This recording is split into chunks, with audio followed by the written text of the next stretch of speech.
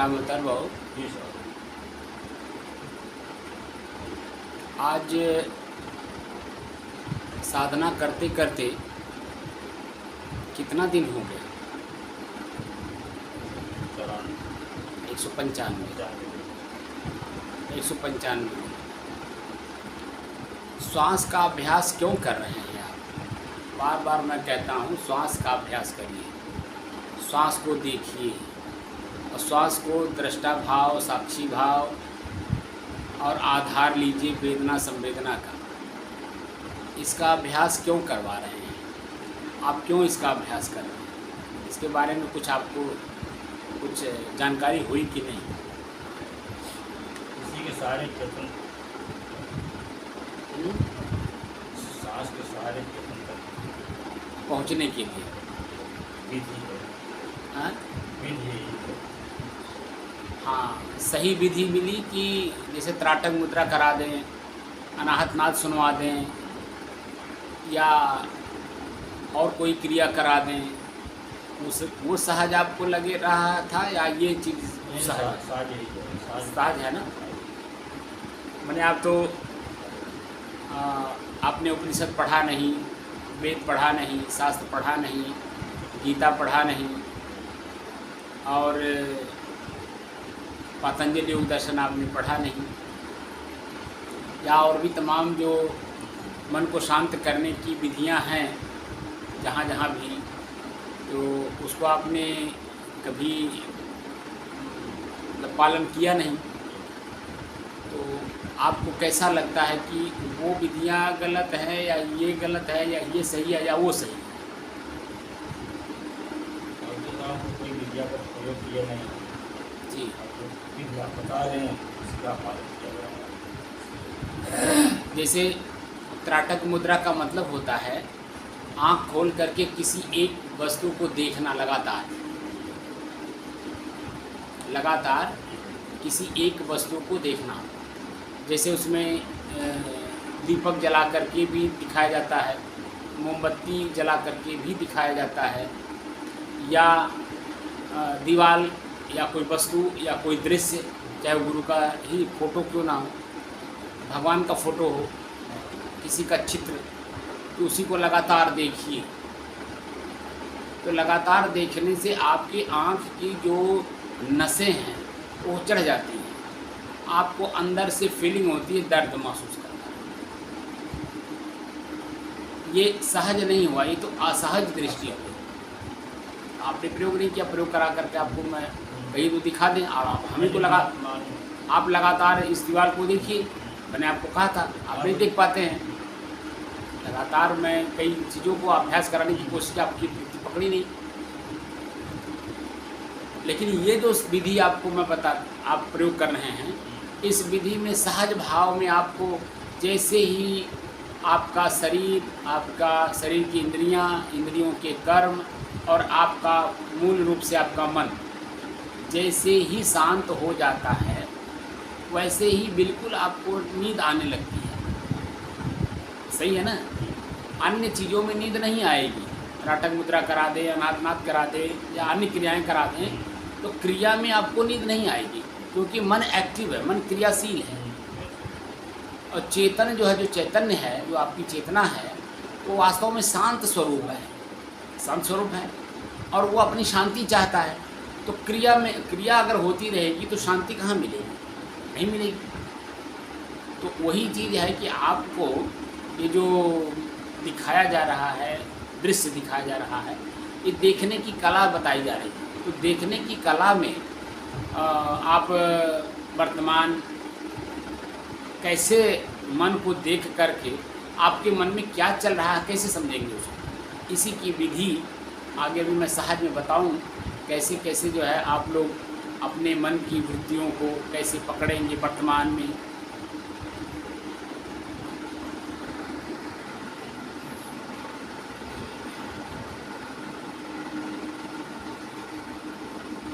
साधना का आज 195 दिन, तारीख 18 मई सन 2022।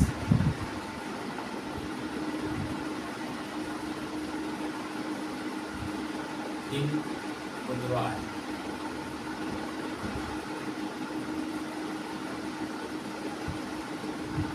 प्रथम दिन जो हम लोग शुरू किए थे, आँख बंद करके अपने श्वास को अपने से अलग होकर देखने के लिए, दृष्टा और साक्षी भाव, हम अपने श्वास को देख रहे हैं, श्वास हमें नहीं देख रहा। ठीक। और आधार क्या लेना है? वेदना और संवेदना। वेदना कष्ट को कहते हैं और संवेदना सुख को कहते हैं।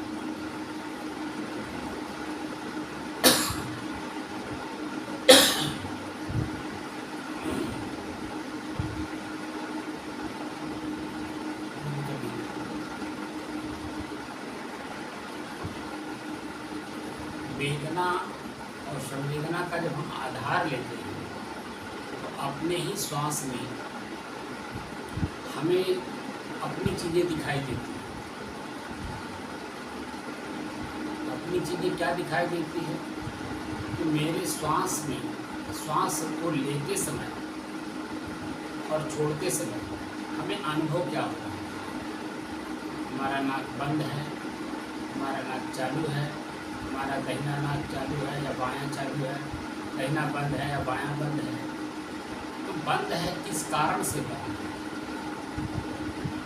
ये जो भस्त्रिका प्राणायाम, शीतली प्राणायाम या प्राणायाम जो कराया जाता है, वह श्वास की नलिका में जो विकृतियां हैं, उस विकृति को दूर करने की दृष्टि से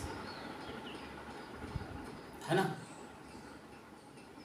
और जैसे विकृतियां दूर हो जाती हैं, अनुभव स्वयं होता है कि सुख का आनंद हो, सुख मिल रहा है, आनंद मिल रहा है। जिस नलिका से हम श्वास अंदर ले रहे हैं वह हमारी नलिका बिल्कुल एकदम सामान्य रूप है। दोनों नलिकाएं हमारी चल रही हैं, सामान्य भाव से चल रही हैं। कोई दबाव नहीं, कोई तनाव नहीं, कोई खिंचाव नहीं, किसी प्रकार का कष्ट हमें नहीं मालूम हो रहा, एकदम सामान्य। ये देखने की कला सिखाई जा रही है। क्या सिखाई जा रही है? देखने की कला। श्वास हमारा है जी, सहज भाव में दिखना चाहिए। हम सड़क पे चल रहे हैं, खेत में काम कर रहे हैं,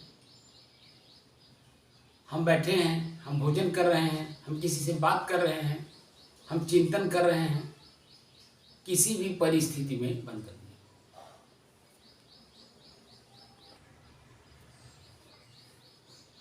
तो देखने की कला सीख रहे हैं हम लोग, अपने श्वास को देखने की कला सीख रहे हैं। और जब हम अपने श्वास को आधार लेते हैं वेदना संवेदना और साक्षी और दृष्टा भाव का जब हम प्रयोग करते हैं, तो हमारे अपने ही श्वास हमें अपने दिखने लगते हैं। जैसे जैसे हम अभ्यास करते हैं तो उससे हमें 3 चीज़ें पहले प्राप्त होती हैं। जैसे ही हम अपने श्वास को देखना शुरू करते हैं, हमारा चंचल मन पहले तो आकर के अपने श्वास पे एकाग्रचित होता है, पहले एकाग्रचित होगा, उसके बाद स्थिर होगा, उसके बाद शांति का अनुभव करेगा। और जैसे जैसे मन शांत का अनुभव करता है, वैसे वैसे जो है आपको अपने ही शरीर के अंदर में अन्य चीज़ों को पढ़ने के लिए, देखने के लिए, जानने के लिए, समझने के लिए मौका मिलता है।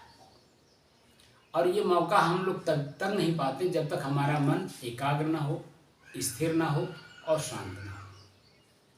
हमारे महापुरुष जो इस साधना को चलाए, जो ऋषियों मुनियों ने इसको उद्धृत किया, जगाया, और हम अपने तो स्वयं उन्होंने किया, और जो उन्होंने देखा अपने विवेक रूपी आँख से, विचार रूपी आँख से, वह हुबहू उन्होंने लेख के रूप में हम लोगों के बीच में रख के चले गए। आज हमारे बीच में है नहीं, हम उसको पढ़ते हैं, याद करते हैं, दूसरे को सुनाते हैं, दूसरे को ज्ञान खूब देते हैं जो उसमें भरा पड़ा है, लेकिन उसका प्रयोग अपने जीवन में कैसे हो और कैसे हम पहले खुद सुखी हों, और हमारी सुखी और संपन्नता देख करके दूसरे के अंदर में एक विचार जगे कि ये कैसे ऐसे हैं। और जैसे ही उसके मन में कैसे ऐसे ये हैं उन जागृत होता है, तो वह उसके अंदर में एक ललक बढ़ती है उसको पाने के लिए। और जब पाने की ललक होती है तब उनकी हर बात को वो स्वीकार करेगा, क्योंकि वो हर एक बात को उन्होंने अपने जीवन में उतारा है, प्रयोग किया है। अब प्रयोग करके तब वो उस लेवल पे हैं। अब वह लेवल हम आज अचानक लेना चाहें तो कैसे होगा? जो वो रास्ता बताएं, मार्गदर्शन करें, वो चीज़ें हमें पालन करना पड़ेगा, तब हम वो चीज़ें प्राप्त कर सकते हैं। जैसे किसान कभी गरीब था, बहुत ही गरीब था, खाने को नहीं थे, मांग के खाता था। कभी उसके अंदर में चेतना जागी, मैं मांग के कब तक खाऊं? अगर उसके अंदर में स्वतः चेतना नहीं जागी तो लोग जगाते हैं, काहो हट्ठा कट्ठा है, इतना हट्ठा कट्ठा शरीर ले करके कुछ काम धाम ना भी धरे लगे। तमाम तरह के शब्द को बोल बोल करके आपके अंदर की सोई हुई चेतना को जगा देते हैं। या तो स्वतः जागृत करिए, या तो किसी के द्वारा बताए हुए मार्ग पर चलकर अपनी चेतना को जागृत करिए। अगर आपकी चेतना जागृत हो गई तो आपके पास खेत है लेकिन वो परती पड़ी है, तो परती तोड़ते हैं कि नहीं? किसान सबसे पहले परती तोड़ता है कि नहीं? ये बात सच है ना? जी जी। तो परती तोड़ते समय उसको भूख प्यास मान अपमान ठंडी गर्मी सब कुछ सहन करना पड़ता है कि नहीं? तो सहन जब कर लेता है, जब परती तोड़ लेता है और परती तोड़ करके जब खेत को खेत बना लेता है और जब उसमें बीज डालता है तो उसकी जो फसल होती है, फसल अच्छी होती है कि नहीं? और जब वही फसल बोने से लेके और काटने तक फिर वो हर चीज़ को सहन करता है, ठंडी गर्मी भूख प्यास मान अपमान सब कुछ सहन करता है कि नहीं? जी। सहन करता है। और जब वो फसल तैयार हो जाती है, फसल जब तैयार हो जाती है, तैयार होने के बाद जब हंसुआ लेकर के काटने जाता है तब कहीं कोई को रोकता है, कोई बोलता है, कोई टोकता है? बल्कि अन्य लोग और सहयोग करते हैं, राम अवतार बाबू आपका फसल तैयार हो गया है, अरे उसको कटवा लीजिए या काट लीजिए, वो सहयोग करता है।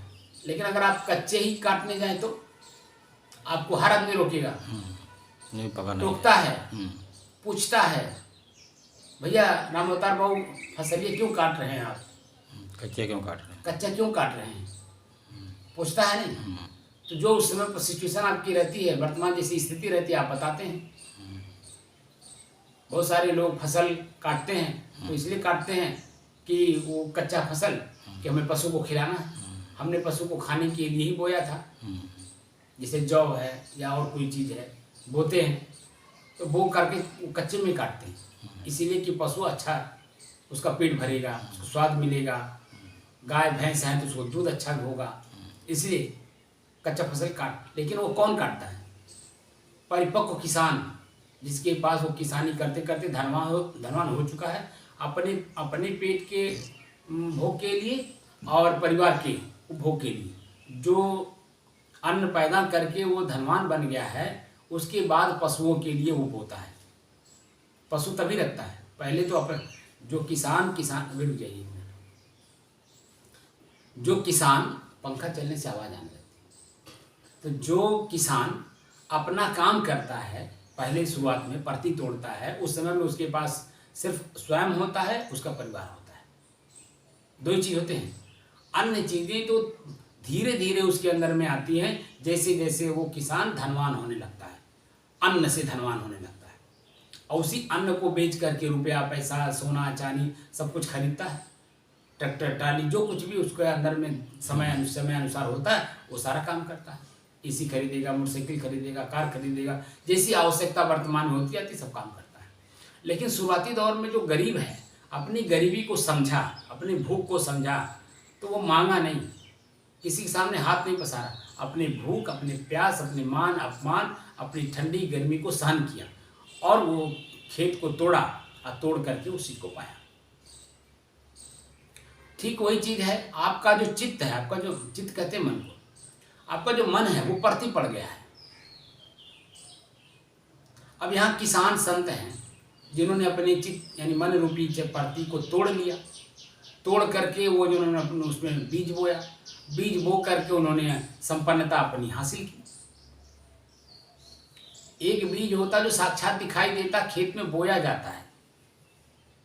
एक बीज होता है जो दिखाई नहीं देता है, लेकिन वो भी बोया जाता है अच्छे के रूप में, जिसको हम बुराई त्याग करने की बात करते हैं। हम सुरतीखार हैं, बुराई है। हम किसी ने हमें बता दिया कि महात्मा जी आपको सोहा नहीं देता है, हमने सुरती त्याग दिया, तो जो सुरती त्यागा वो बुराई त्यागा हमने। और क्योंकि हमारे ओंठ पर, हमारे मांसपेशियों पर वो आदत सी बन गई थी, अब उसे निकालने में यानी उसको रोकने में ये मांसपेशियां ही बाधक बनती हैं, हमारे मन को, चित्त को चंचल करती हैं, ये बार बार खोजती हैं। अगर ये आपने जीत लिया तो आपका मन शांत रहेगा। अगर इसको आपने जीता नहीं, भले आपके सामने मैं दे दिया कि अच्छा ठीक है आज के बाद नहीं खाऊंगा, लेकिन मैं चोरी चोरी खाऊंगा, क्योंकि ये मांसपेशियां हमें परेशान करती हैं, क्योंकि इसमें आदत बन चुकी है। और ये आदत जब तक जीतेंगे नहीं, तब तक जो है आपका मन शांत रहेगा नहीं, आपको चोरी करने का प्रेरणा देगा।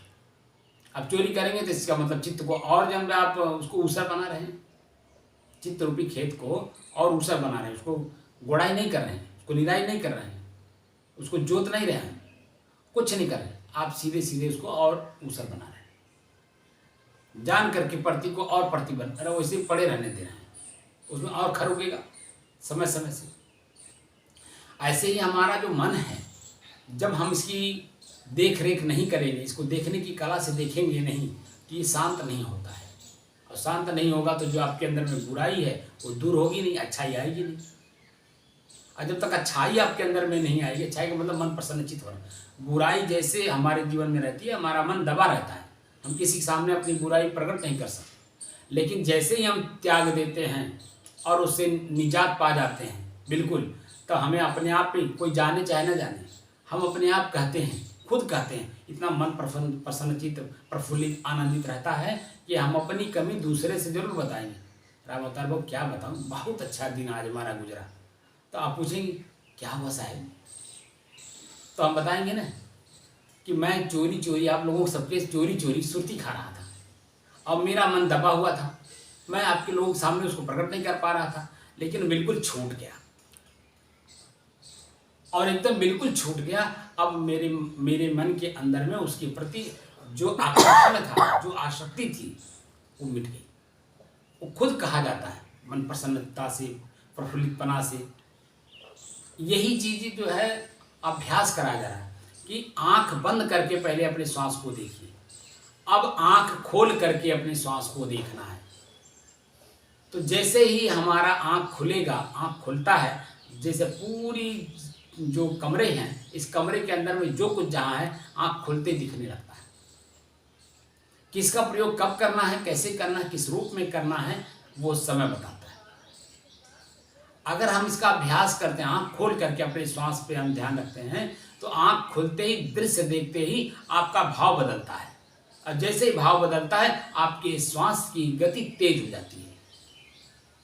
और जैसे आप अपने श्वास को देखना शुरू करेंगे, भाव बदलना, जो भाव बदल रहा था वो भाव नहीं बदल पाएगा, बल्कि वो भाव और शांत हो जाएगा। हम अपने श्वास को देख लिए, क्योंकि जैसे ही हमने दृश्य को देखा, वैसे हमारा जो श्वास है वो तेज गति में चलने लगा। और जैसे हमने अनुभव किया मेरी श्वास की गति तेज है, हमको पता है कि श्वास की गति जैसे तेज होती है, हार्ट अटैक और ब्रेन हेमरेज होने में वो सहायक होता है। तो शरीर ही जब रोगी हो जाएगा, दुखी हो जाएगा, नहीं रहेगा, नष्ट हो जाएगा, तो फिर आप चाहे सुख हो चाहे दुख हो, कैसे भोग करेंगे, कैसे उसका अनुभव करेंगे। शरीर ही एक माध्यम है, शरीर माध्यम धर्म खल साधनम। अरे चाहे धर्म कर लो चाहे अधर्म कर लो, दोनों का साधन शरीर है। और शरीर जब स्वस्थ रहेगा तभी आप चोरी भी कर सकते हैं, डकैती भी डाल सकते हैं, भजन भी कर सकते हैं। अगर शरीर स्वस्थ नहीं है आप कुछ नहीं कर सकते, दोनों नहीं कर सकते।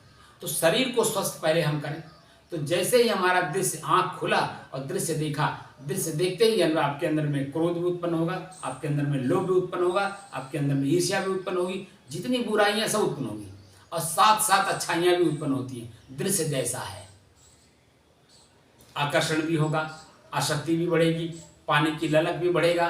किसी चीज किसी वस्तु को आपने देख लिया, जैसे मान लीजिए सेब आपने खाया है, सेब आँख खुलते ही सामने पड़ गया, उसका जो स्वाद है वो स्वाद आपके मन मस्तिष्क में तुरंत दौड़ने लगेगा और उसको पाने की ललक बढ़ेगी। तो जैसे ही आप उसको देखेंगे तैसे उसकी जो पानी की ललक है वो तुरंत अपने आप शांत हो जाएगा। जब आपके सामने प्रेम से सुधार करके, सुधार मैंने काट करके कोई प्रस्तुत करेगा या आप खुद जब उसको धो करके सामान्य रूप में थाली में रख करके उसको धो कर आराम से काटेंगे, छिलेंगे और खाएंगे तो आपका मन दूसरा होगा।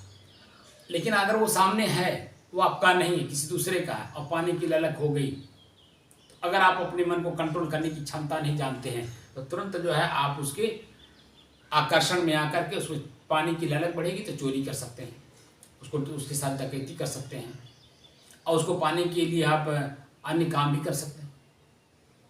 यानी ऐसा काम कर देंगे जिससे आपका मन दूषित हो, पीड़ित हो, दुखी हो, मन प्रफुल्लित हो, प्रसन्नचित हो, आनंदित हो। ऐसा काम नहीं करेंगे क्योंकि आप अपने जीव के जो स्वाद आपने कभी सेब का लिया हुआ है वो स्वाद को कंट्रोल नहीं कर पाए और आपने अनर्गल काम कर दिया, तो ये तो यहीं है रह गया, आपके मन को चंचल और बना दिया। जो दुख स्वाद का था वो दुख और बढ़ गया, कई गुना बढ़ गया। अब तो उस दुख से अपने को बचाना है तो मानसिक रूप से अपने मन को देखना है। जैसे ही मन को देखेंगे, मन दृश्य है, मन दृश्य है, वस्तु है, व्यक्ति है, जैसे ही आपके सामने पड़ा, मन बना, आकर्षण हुई, आसक्ति हुई, उसके पाने की ललक हुई, आप उसे क्रिया किए, उसका जो परिणाम आपके सामने आएगा वो आपका दुख का कारण होगा और सुख का भी कारण होगा। लेकिन आपकी जो चेतना है वो दुख सुख दोनों से परे है। आप जो स्वयं हैं वो दुख और सुख, दृश्य और दृष्टा सबसे परे है, एकदम शांत स्वरूप। उसमें क्रिया नाम की कोई चीज ही नहीं, यहाँ तक कि उसमें चेतना भी नहीं। चेतना का मतलब एक्टिवपना, किसी काम को करने की कला से के साथ करना, वो उसके अंदर में है। वो भी मन की गति है। मन बिल्कुल वहां नहीं रहता है। जैसे निद्रा अवस्था, ये तो सबका अपना अनुभव है, प्रतिदिन का अनुभव है। नींद में आप बता दीजिए क्या चीज रहता है? क्या आपकी चेतना जागृत रहती है? क्या आप सोए रहते हैं? क्या आप स्वप्नावस्था में हैं? क्या आप दृश्य को देखते हैं? क्या आकर्षित होते हैं? कुछ नहीं, बिल्कुल एकदम शांत। वह स्थिति जागृत अवस्था में साधना के द्वारा देखते देखते अपने को प्राप्त करना है। प्राप्त भी नहीं करना, आप वैसे हैं, ऑलरेडी वही हैं, उसी में आपको समा जाना है, बस घुस जाना, मन को त्याग देना और घुस जाना। और जैसे घुसे अपने आप में गए, जो स्वभाव अपने स्वभाव में जैसे लौटे, आपका स्वभाव शांत स्वभाव है, एकदम मस्त। हमारे ऋषि मुनि संत महात्मा उसी चीज को पाने की, चाहे उसको आत्मा कहा उन्होंने, परमात्मा कहा, कैवल्य कहा, समाधि कहा, तमाम तरह की चीज़ों को बता करके धीरे धीरे करा करके लालच दे करके वहाँ तक ले आए। आगे की विधि जब कोई साधक जब जानना चाहता है तब आगे की विधि बताते हैं, क्योंकि इसी शरीर से हमें मोक्ष प्राप्त करना है। इस शरीर वास्तव में मिला है मोक्ष प्राप्त करने के, मोह का क्षय, जो आकर्षण है वही मोह है। किसी चीज को हमने जब आंख से देखा, उसमें जो भाव बना अच्छे और बुरे का, और उसी तरह अपने को मान करके क्रिया कर देना, वही हमारे लिए आगे के लिए जन्म मरण का कारण बनता है। लेकिन हमने क्रिया नहीं की। जैसे हमने अच्छाई आपको देखा, आपके पास सोने की अंगूठी है, हमारे अंदर में पाने की ललक हो गई। सोने की अंगूठी अगर हमारे अंगुली में होता तो बहुत अच्छा होता। अब आपसे पाने के लिए हम नाना तरह तरह के विकल्प खोजेंगे। ज्ञान का मतलब विकल्प होता है। अब तरह तरह का ज्ञान का प्रयोग करेंगे, अब वो अच्छे में भी हो सकता है, अब बुरे में भी हो सकता है। वो मैं अपने मस्तिष्क को चालू कर दिया, अपने मन की गति को तीव्र कर दिया, अब वो कहाँ तक हमें ले जाएगा, कौन कौन से विकल्प हमारे सामने रखेगा, वो तो स्वयं अनुभव होता है। जैसे जैसे हम अपने मन की गति को पढ़ना शुरू करते हैं, हमारी मन की गति कहाँ कहाँ ले जाती है, कैसे कैसे ले जाती है, ये स्वतः जाना जाता है। ये बताया नहीं जाता, स्वतः जाना जाता है, स्वयं देखा जाता है। और जैसे ही मन की गति को देखने की कला से देखना शुरू किए, अपने आप शांत हो जाता है। गति उसकी जो है, चाल जो है, अपने आप शांत हो जाता है, रुक जाता है। और जैसे रुका, विकल्प, कोई विकल्प ही नहीं है। आपके अंगूठी सोने की है, आपके हाथ में शोभा दे रहा है, मैंने मान लिया कि उन्होंने कमाया, अपनी कमाई के द्वारा उन्होंने अपने कमा करके खरीद करके पहने हैं, वो उनकी अंगुली में शोभा है, अच्छी बात है। हम भी कभी कमाएंगे, हमको भी ज़रूरत होगी, हम भी पहनेंगे, लेकिन हम पैसे ईमानदारी के साथ अंगूठी खरीद करके पहनेंगे। हम उनकी अंगूठी अपने अंगुली में नहीं पहनेंगे, अपनी अंगूठी हम अपने अंगुली में पहनेंगे, कमा कर, खरीद कर। अगर ये भाव आ जाए तो जब मेरे पास होगा तो पहनेंगे, नहीं होगा नहीं पहनेंगे, तो मेरा मन शांत रहेगा। सार शब्द से बात चिहो मानो इतवारा हो। सार शब्द एक क्या है कि वह अंगूठी आपकी है, आप अपनी शोभा के लिए पहने हैं। मैं आपकी अंगूठी अपने उंगली में क्यों पहनूं? अगर पहनूंगा तो मेरे अंगुली में आते ही वो दोष हो जाएगा, बुराई हो जाएगी, क्योंकि मेरी कमाई नहीं। तो बुद्धि विकल्प, बुद्धि दोष हो जाएगा, मन दोष हो जाएगा, क्रिया दोष हो जाएगा। और जैसे दोष हुआ, आपका मन दूषित हुआ, पीड़ित हुआ, अपनी पीड़ा आप पिला देगा। अपनी पीड़ा अपने ही अपने अंदर में हमें निकालना है, अपने अंदर से निकालना है। तो कैसे निकालेंगे? उसकी जो सच्चाई है कि वह आपने कमाया है परिश्रम करके, ठंडी गर्मी बरसात मान अपमान सब कुछ सहन करके आपने जाके नौकरी की, खेती की, बिजनेस किया, अपने शांति चीज़ को भंग करके उसे कमाया, कमा करके आप पहने सुबह गया। ये बात सच्चाई का है और इसी बात पे हमें स्थिर रहना पड़ेगा, तो हमारा मन शांत रहेगा। अगर हम इससे अलग गए, अपने मन को दूषित किए, विकल्प ढूंढे, पानी की ललक बढ़ी, तो किसी भी हम हद तक जा सकते। ये मन की गति है। तो मन हमारा जब गति में जाएगा तो शांत कहाँ रहेगा, और जब शांत नहीं रहेगा तो शांति का अनुभव करेगा कैसे? तो अपने ही मन की गति को पकड़ करके अपने स्वयं देखना है अंदर में। जैसे दिखाई दिया, मन शांत हुआ, शरीर शांत हुआ, यही आपकी नसें, आपकी मांसपेशियां, आपका पूरा शरीर आनंदित होगा। जैसे ही बुराई से बचा, देखने की कला से अपने मन की और बुराई को आपने निकाला, आपका पूरा शरीर प्रफुल्लित, प्रसन्नचित, आनंदित एकदम। और इससे परे जाकर के बिल्कुल शांत,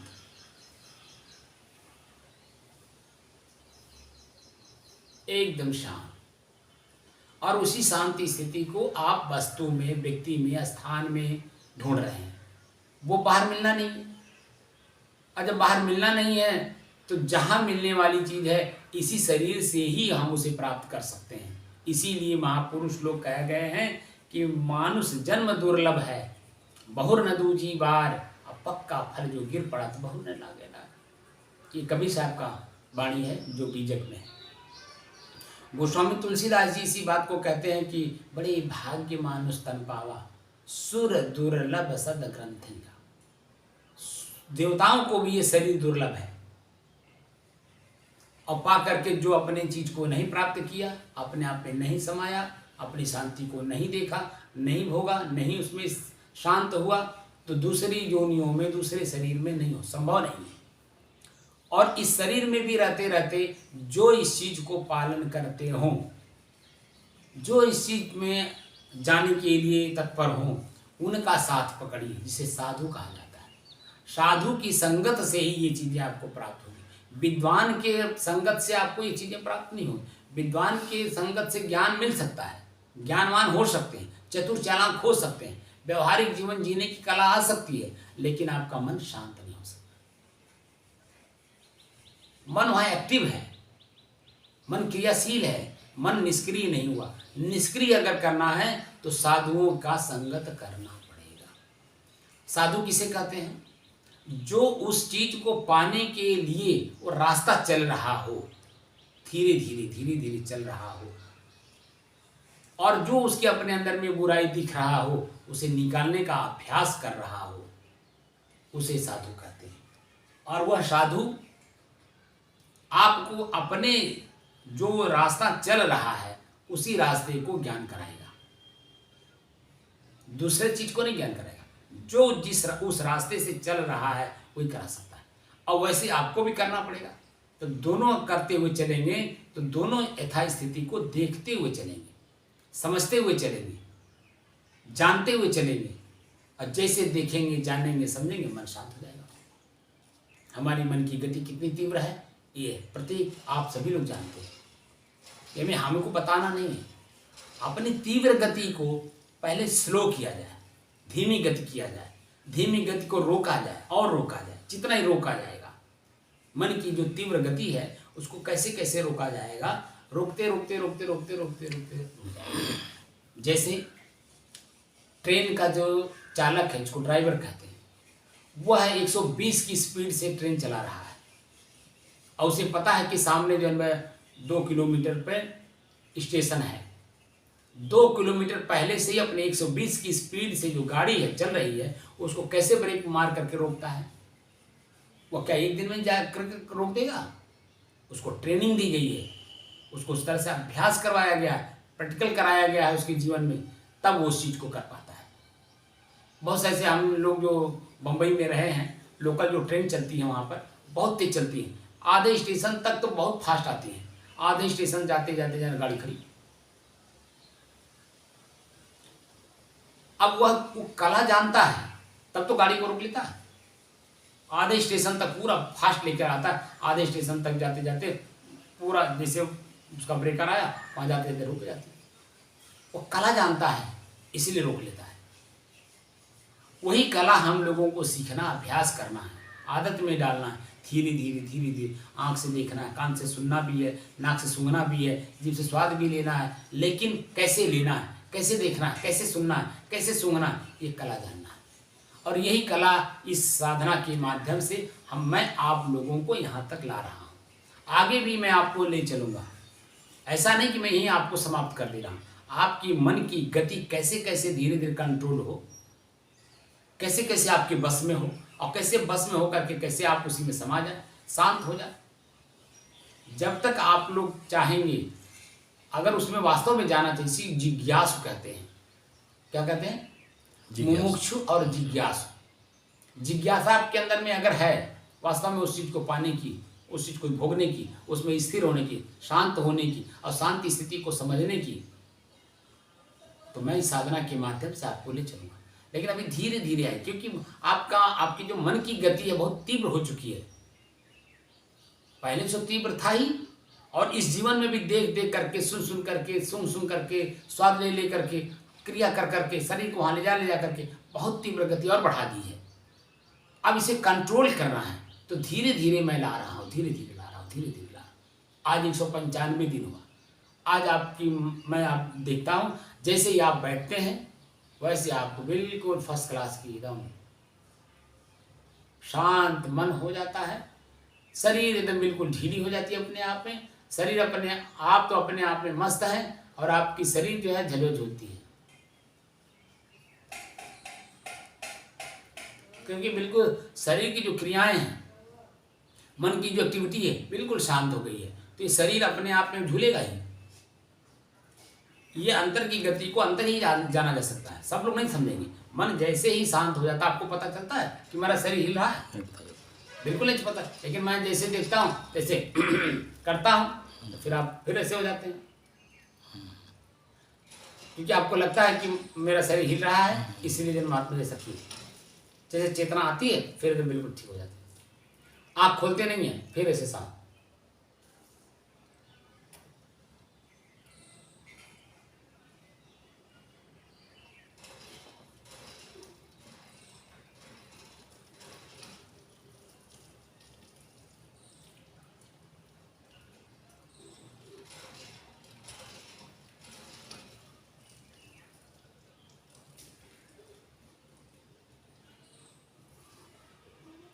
ये स्थिति आपकी होती है, क्योंकि जैसे ही मन की एक्टिविटी शरीर की एक्टिविटी होती है, अब मन की गति है नहीं, मन कहीं किसी प्रकार का कोई न चिंता है न चिंतन है, शांत है एकदम, तो शरीर की नसें भी अपने आप में शांत होने लगती है। जो एक्टिविटी आपके नसों में रहती है वो नसें धीरे धीरे ढीली पड़ने लगती हैं, और जब ढीली पड़ेंगी तो निश्चित है कि आपका शरीर झूमेगा।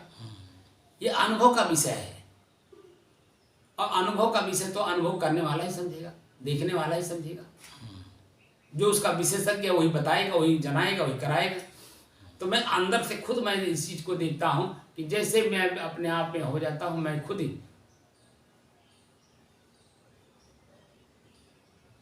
ऐसा होता है ना मेरे साथ। आप खुद कभी कभी देखे हैं और देख करके बताएं कि आज तो बड़ी अच्छी नींद आई आपको।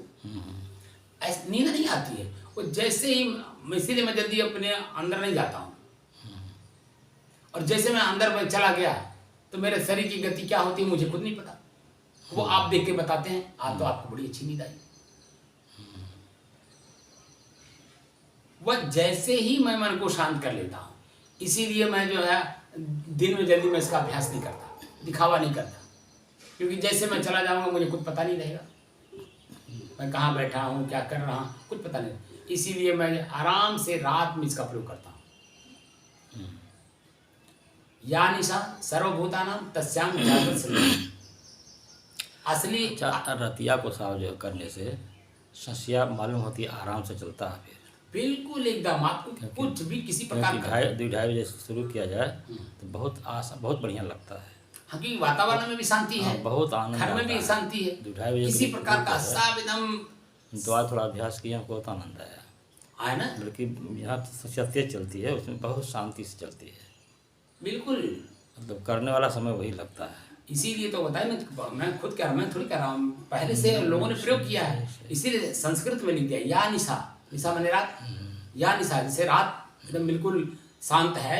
या निशा सर्वभूतानां, सभी भूत माने प्रकृति सब शांत है, माटी पानी आग हवा आकाश शरीर आपका सब कुछ शांत है। या निशा सर्वभूतानां तस्याम जागृत संजीवी।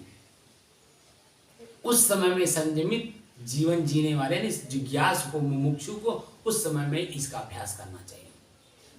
तो वो रात्रि का समय है, रात के आपके 10 बजे से लेकर के 4 बजे के बीच में साधना आपकी हो जानी चाहिए।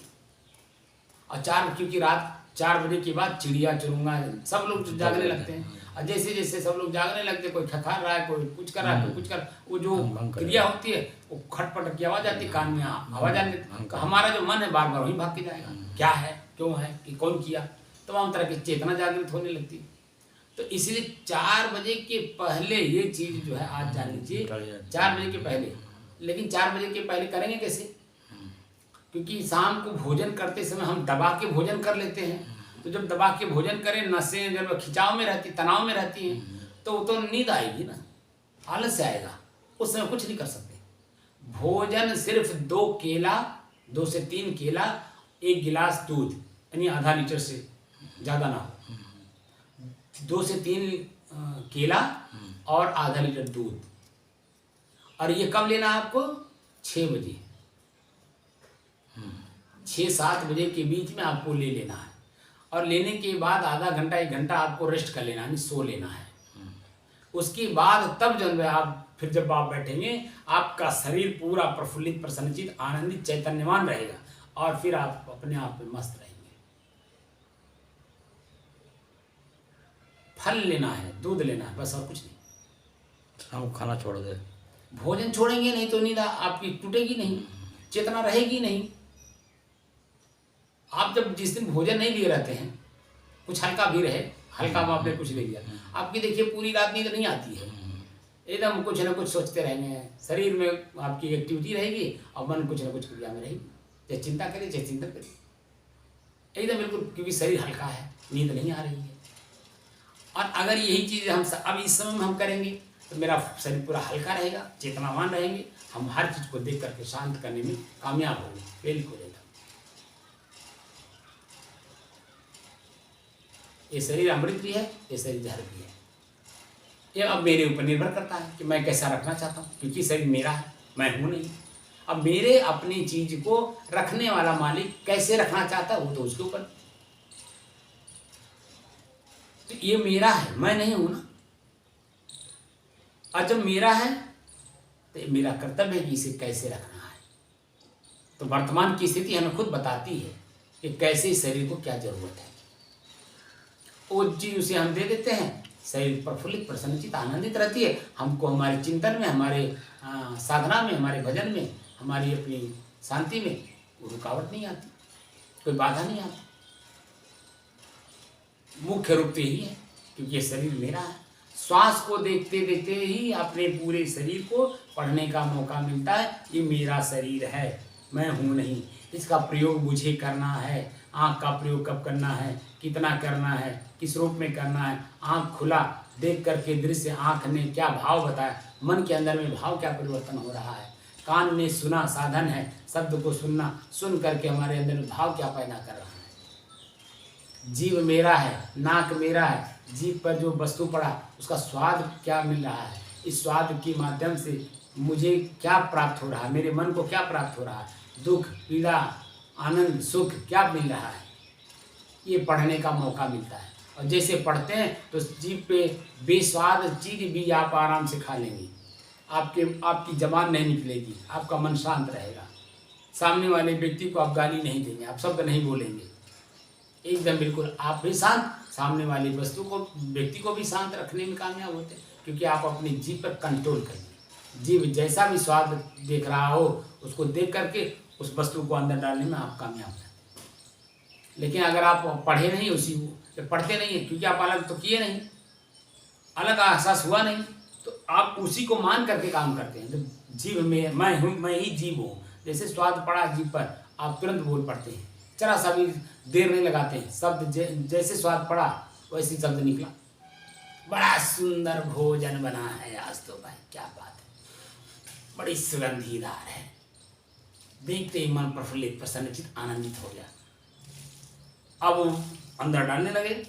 अब कितना डाल लेंगे, क्योंकि स्वादिष्ट है, सुगंधीदार है, आनंददायक है। अब खाते खाते गले तक खा लेंगे। जब गले तक खाएंगे तो क्या होगा, अच्छी चीज बुरी हो जाएगी, जहर का काम करेगा, उल्टी होगी, दस्त होगा। जो आप उससे रस लेना चाहते, जो ताकत लेना चाहते, नहीं मिलेगा। उल्टा आपकी जो शक्ति है, ताकत है, वो और नष्ट हो जाएगा। शरीर एकदम बिल्कुल खोया की तरह पड़ा रहेगा। ये तो अनुभव का विषय है। स्वादिष्ट, इसीलिए महापुरुष कहते हैं स्वादिष्ट जैसे जीव को स्वाद मिले, इसको अगर 2 रोटी खाना है तो आधी कर दीजिए, सिर्फ आधी रोटी खाइए, 1.5 रोटी कम कर दीजिए। पेट को हमेशा जब उसकी जो भूख की ललक है वो बनी रहने दीजिए, तब ये आपके कंट्रोल में होगा। और जो स्वादिष्ट नहीं है, बेस्वाद है, उसको ज़्यादा खाइए, इसको समझाइए, इसको समझाइए और इससे अभ्यास करिए और इसको समझाइए क्या तुम चाहते हो, लो तुमको मैं दे रहा हूँ। ऐसे बहुत सारी कहानियाँ आप पढ़े होंगे। एक महात्मा जी थे, वो कहीं से जा रहे थे, आँख ने देखा जलेबी छल रही है ताज़ा ताज़ा सुबह सुबह। अब जैसे जलेबी देखा उन्होंने, जीभ पे पानी आ गई। अब जीभ पे पानी आई तो अब क्या करें, या तो चोरी करें, या तो डकैती डालें, या तो ईमानदारी से लें। ईमानदारी में उनके पास पैसे नहीं है कि खरीद के खा लें, और मांगना उचित है नहीं, तो इसलिए या तो मेहनत करें। तो उन्होंने क्या किया, रास्ते जा रहे थे, अब जीभ की जो स्वाद थी वो कंट्रोल कर नहीं पाए, तो वो उन्होंने क्या किया कि सामने एक सेठ जी का जन्म मकान बन रहा था, वहाँ गए सेठ जी के पास। उन्होंने कहा, सेठ जी मैं आपके यहाँ लेबर का काम करना चाहता हूँ। तो अब सेठ जी कैसे कहें कि आप हमारे यहाँ लेबर का काम करिए, आप तो महात्मा के रूप में। अब महात्मा की हमारे यहाँ क्या मान्यता आप जानती हैं। वो अगर जबान खाली खोल दे कि हमको ये चीज़ चाहिए, तुरंत ला के दे देगा, खिला देगा हमको। खाली जबान से निकलना चाहिए सेठ जी जलेबी, बस इतना ही, वो तुरंत ला के खरीद के खिला देगा। हमारे यहाँ जो भारतीय संस्कृति में है, तो उन्होंने क्या किया, फ्री में नहीं लिया, उनके यहाँ काम किया, दिन भर खूब मेहनत किया। गर्मी का मौसम था, उन्होंने कुछ नहीं देखा, खूब पसीना बहाया और काम को काम की तरह किया। और करने के बाद शाम को जब उनको पैसा की जरूरत, जो पैसे देने लगी सेठ जी, तो उनका हुआ 300 रुपया, और जलेबी थी वो 50 रुपये की। तो उन्होंने हमें कहा कि हमें पैसे नहीं चाहिए, हमको खाली 1 किलो जलेबी दे दीजिए। तो सेठ ने कहा महाराज जी आपके तो 300 रुपये बने, मैं आपने जो दिन भर काम किया उसका 300 रुपये बना, आप 1 किलो जलेबी 50 रुपये की है, 50 रुपये में और आपका 250 रुपये मेरे पास है, ये ले लीजिए। उन्होंने कहा नहीं हमको खाली जलेबी चाहिए, जिद कर लिए हमको खाली जलेबी चाहिए, कुछ नहीं चाहिए, देना हो तो दो, ना मैं जाऊँ। तो बेचारा सेठ क्या करे, वो ले आया 1 किलो जलेबी उनको दे दिया, और जलेबी लिए गंगा के तट पर आकर बैठ गए, खूब बढ़िया से स्नान किया। स्नान करने के बाद सामने रखा, और सामने एक साइड में वो गीली गीली रेत बालू इकट्ठा कर लिया, और एक तरफ जन में वो जलेबी रख लिया, और मन को आँख को दिखा दिखा करके लो जलेबी खाओगे, जलेबी चाहिए, कितना परिश्रम किए हो, आगे खाओगे, आगे और चाहिए तो जन बताना। तो जलेबी खूब उस अपने मन आँख को दिखाते थे, मन को समझाते थे, एक जलेबी उठा के फेंकते थे पानी में, और वही जो रेत था एक मुठा रेत जीव को देते थे, ले खा। अपने जीव को कंट्रोल करने के लिए उन्होंने ऐसा किया, क्योंकि वो अपने मन को समझा रहे थे। तुमको जलेबी चाहिए, आज तो तुमने जलेबी मांगा, कल तुम क्या मांगोगे, परसों क्या मांगोगे, नरसों क्या मांगोगे, आज तो हमको ऐसे परेशान कर रखे हो पहले से ही, मांग मांग करके, हम दे दे करके परेशान, तुम खा खा करके परेशान। तो आज के बाद मैं अब तुमको दूंगा नहीं, तुम्हारी चीज तुमको नहीं दूंगा, मैं अपनी चीज तुमको दूंगा, तो तुमको ये रेत खिलाऊंगा। एक जलेबी उठा करके कम से कम 15 मिनट तक आंख के सामने रखते थे, मन को समझाते थे, और उसके बाद उठा के जलेबी पानी फेंकते थे, और वो रेत जो है एक मुठा रेत अपने जन्म में उस पर रखते थे, ले खा। ऐसे करते करते सारी जलेबी जो 1 किलो थी सब पानी में, और जितना रेत था सब अंदर, खा ले एकदम बिल्कुल उस। और फिर दूसरे दिन उसी रास्ते निकले, और फिर जलेबी आँख ने देखा, भाव परिवर्तन हुआ, वाह क्या बढ़िया जलेबी छन रहा है। जैसे ही वो जलेबी देखा आकर्षण हुआ, कल वाली गति होनी है, नहीं नहीं नहीं चाहिए, नहीं चाहिए। ऐसे 10 दिन तक लगातार उसी रास्ते आए और अपने मन के परिवर्तन को देखा। 10वें दिन जब 11वें दिन जब उन्होंने देखा, अब मन जो है बिल्कुल जलेबी को देख करके उधर उसका आकर्षण, उसका भाव उत्पन्न नहीं हो रहा, बिल्कुल शांत है। तब उन्होंने जान गए कि अब आगे नहीं मानेगा। जब अपने आप पे पूर्ण संतुष्ट हो गए, उसके बाद से फिर आगे उन्होंने कदम बढ़ाया। जब तक अपने जीप पे कंट्रोल नहीं कर लिए, वहाँ से आगे नहीं गए, वहीं से जहाँ रहते थे फिर उसी रास्ते निकलते थे, रोज उसी समय में निकलते थे, और निकल करके अपने आँख से दिखाते थे जीप पर पानी आ रहा है कि नहीं आ रहा, मन में भाव क्या परिवर्तन हो रहा है, ये तीनों चीज़ों को पढ़ते थे। अब पढ़ करके धीरे धीरे धीरे धीरे उन्होंने कंट्रोल किया। ये जागृत अवस्था में, अभी तक तो मैंने आंख बंद करवा करके आप लोगों का अभ्यास करवाया, अब आंख खोल करके अभ्यास करना है। हम किसी भी चीज़ को देख रहे हैं, हमारे अंदर भाव क्या परिवर्तन हो रहा है, भाव अच्छे के रूप में है, बुरे के रूप में या शांत है, 3 चीज़ों में देखना है। भाव क्या परिवर्तन हो रहा है ये देखना, अच्छे और बुरे के रूप में, शांति मिल रही है कि नहीं मिल रही है, हमारा मन शांत हो रहा है कि नहीं हो रहा है, ये अभ्यास अब करना है। क्या करना है? अभ्यास करना है, इसका अभ्यास करना है। अभी तक तो आंख बंद करके हमने आपको अभ्यास करवाया, अब आंख खोल करके अभ्यास करना है।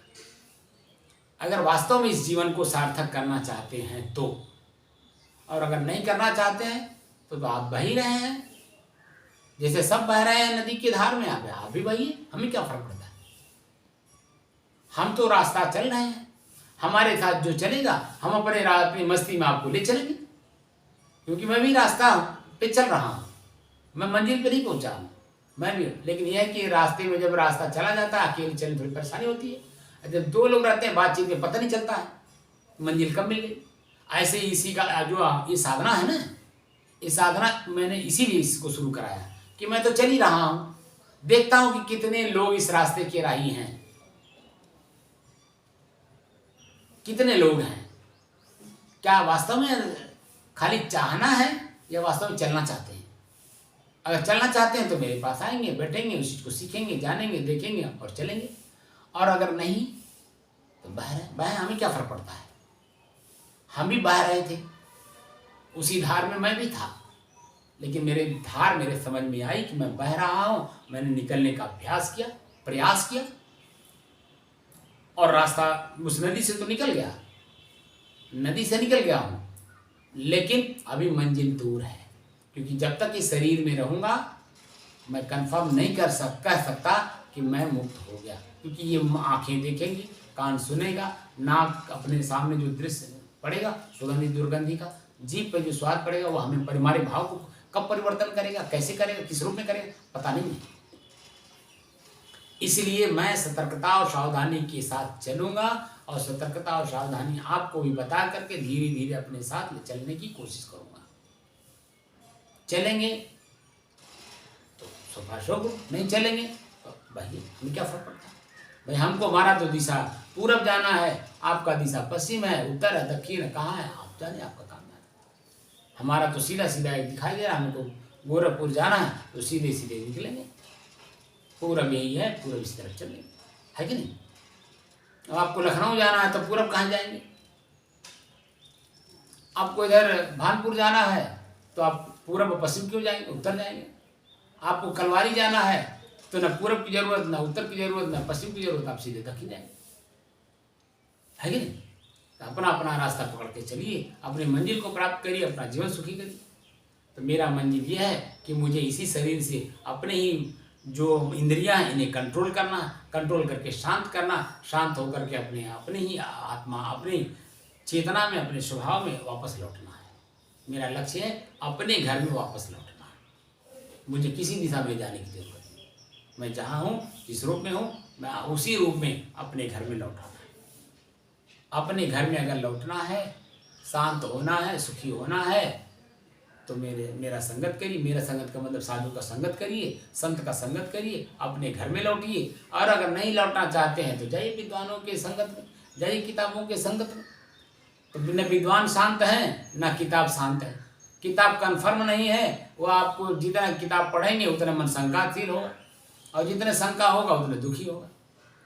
इसीलिए कहा जाता है विशेषज्ञ जो उसके विशेषज्ञ हैं उनका संगत करिए।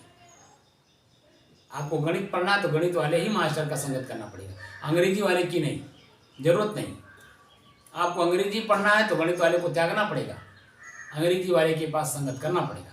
ऐसे ही अगर अपनी दुख से अपने आप को मुक्त करना चाहते हैं तो संतों का संगत करना पड़ेगा।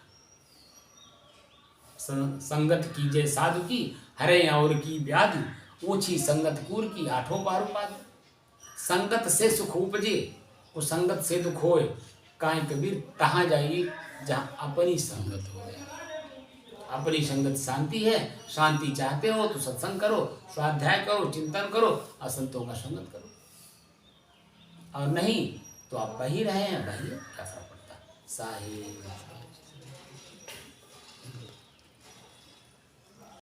तो वही चीज़ है कि अगर आप शराब छोड़ देंगे तो मुक्त हो जाएंगे।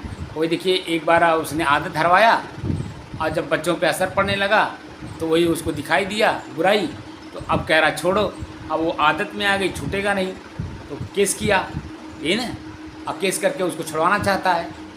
तो उसने जवाब अच्छा लगाया, भाई मैं पहले पीती नहीं थी, इन्होंने आदत दिलवाया, आदत धर गई, तो अभी धमकी दे रहे हैं त्याग तलाक दे देंगे, मैं छोड़ दूंगी तो शराब, लेकिन ये भी छोड़े। जब दोनों छोड़ देंगे तो बच्चे के ऊपर बुरा असर नहीं पड़ेगा। यही चीज़ है, मन ही तो बच्चा है, इसी को ही जन हमें कंट्रोल करना है। तो कंट्रोल कैसे करेंगे, जब तक आप उस आदत में जो अभ्यास में जो आ गया है वो बार बार देते रहेंगे तो छूटेगा नहीं। छोड़ने के लिए थोड़ा सा टाइट होना पड़ेगा अपने आप के ही ऊपर। बैठा जाए।